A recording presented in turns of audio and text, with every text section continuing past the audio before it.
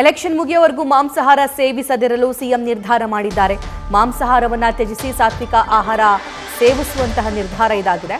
ಆರೋಗ್ಯ ಹದಗೆಡದಂತೆ ಮುಂಜಾಗ್ರತಾ ಕ್ರಮ ವಹಿಸ್ತಾ ಇದ್ದಾರೆ ಸಿಎಂ ಸಿದ್ದರಾಮಯ್ಯ. ಆರೋಗ್ಯದ ಕಾರಣಕ್ಕೆ ಸಾತ್ವಿಕ ಆಹಾರವನ್ನ ಸಿದ್ದರಾಮಯ್ಯನವರು ಸೇವಿಸ್ತಾರಂತೆ.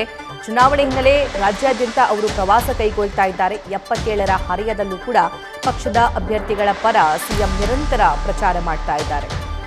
ಮತ್ತಷ್ಟು ಡೀಟೇಲ್ಸ್ ನಮ್ಮ ಸೀನಿಯರ್ ಪೊಲಿಟಿಕಲ್ ಕರೆಸ್ಪಾಂಡೆಂಟ್ ಹರೀಶ್ ನೀಡ್ತಾರೆ. ಹರೀಶ್, ಎಲೆಕ್ಷನ್ ಮುಗಿಯೋವರೆಗೂ ಮಾಂಸಾಹಾರ ಸೇವಿಸಲ್ಲ ಅಂತ ಸಿಎಂ ಹೇಳಿದ್ದಾರೆ. ಅಂದ್ರೆ ಅವ್ರಿಗೆ ಯಾರಾದರೂ ಸಜೆಸ್ಟ್ ಮಾಡಿದ್ರಾ, ಡಾಕ್ಟರ್ ಹೇಳಿದ್ರಾ, ಏನಿದೆ ಈ ಬಗ್ಗೆ ಮಾಹಿತಿ?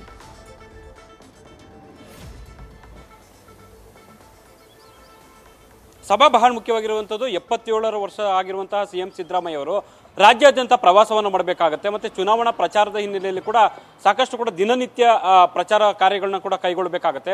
ಹಾಗಾಗಿ ಆರೋಗ್ಯದ ಮೇಲೆ ಪರಿಣಾಮ ಬೀರಬಾರ್ದು ಅನ್ನುವಂಥ ನಿಟ್ಟಿನಲ್ಲಿ ಕೂಡ ಸಿಎಂ ಸಿದ್ದರಾಮಯ್ಯ ಅವರು ಸದ್ಯಕ್ಕೆ ಮಾಂಸಾಹಾರ ಸೇವನೆಯನ್ನು ತ್ಯಜಿಸಿದ್ದಾರೆ ಅನ್ನುವಂಥ ಮಾಹಿತಿ ಕೂಡ ಲಭ್ಯ ಆಗ್ತಾ ಇರುವಂಥದ್ದು.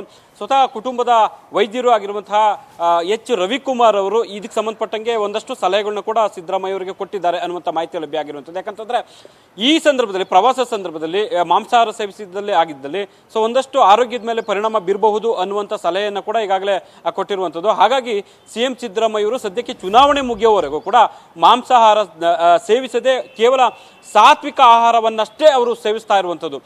ಬಹಳ ಮುಖ್ಯವಾಗಿರುವಂಥದ್ದು ಕೂಡ ಕಳೆದ ವಿಧಾನಸಭಾ ಚುನಾವಣೆ ಸಂದರ್ಭದಲ್ಲೂ ಕೂಡ ಮಾಂಸಾಹಾರಕ್ಕೆ ಅವರು ಆ ಒಂದು ಸಂದರ್ಭದಲ್ಲಿ ಬ್ರೇಕ್ ಹಾಕಿದ್ರು. ಅಂದರೆ ಪ್ರವಾಸ ಕೈಗೊಳ್ಳಬೇಕಾದಂಥ ಅನಿವಾರ್ಯತೆ ಇದ್ದಂಥ ಸಂದರ್ಭದಲ್ಲಿ ಅವರು ಆ ಸಂದರ್ಭದಲ್ಲಿ ಮಾಂಸಾಹಾರವನ್ನು ತ್ಯಜಿಸಿ ಸಾತ್ವಿಕ ಆಹಾರವನ್ನು ಸೇವಿಸ್ತಾ ಇದ್ರು. ಈಗ ಮತ್ತೆ ಲೋಕಸಭಾ ಚುನಾವಣೆ ಹಿನ್ನೆಲೆಯಲ್ಲಿ ಈಗ ಪ್ರಚಾರ ಕಾರ್ಯಗಳನ್ನ ದಿನನಿತ್ಯ ಎಡೆಬಿಡದೆ ಕೈಗೊಳ್ಳಬೇಕಾಗಿರುವಂಥ ಹಿನ್ನೆಲೆಯಲ್ಲಿ ಸದ್ಯಕ್ಕೆ ಮಾಂಸಾಹಾರವನ್ನು ತ್ಯಜಿಸಿರುವಂಥದ್ದು. ಸಭಾ, ಥ್ಯಾಂಕ್ ಯು ಹರೀಶ್.